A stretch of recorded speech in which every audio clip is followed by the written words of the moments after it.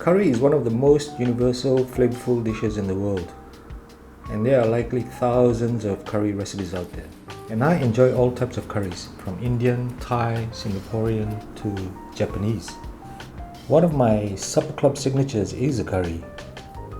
I call my curries island curry because they trace back to my roots in Fiji, where there is a significant Indian population, but the palate is influenced or nuanced by the tropical South Pacific. So just grounded this fresh curry paste, steaming some cassava now. So once it's steamed, we're gonna char it.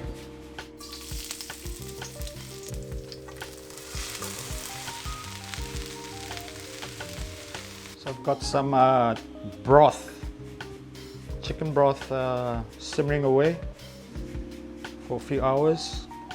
This will be used for the curry.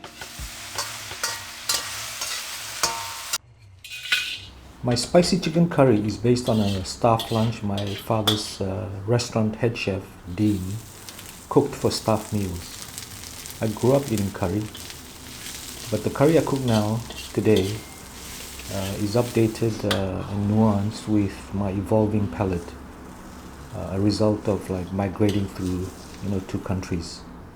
The way I cook my island curry is how I like my curries. It's made with a freshly ground paste from tumeric root that is mixed with spice, coriander and chillis, and garlic, of course.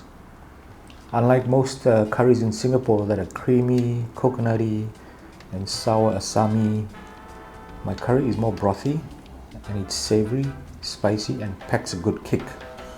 I pair my island curry with a light tangy saffron rice, charred cassava, seasonal vegetables and a variety of chutneys, tomato and tamarind.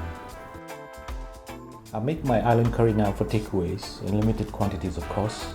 If you want to try, follow me on Supperclub on Instagram or Facebook and pre-order the next time I make it. I'm sure you'll find it tasty and delicious.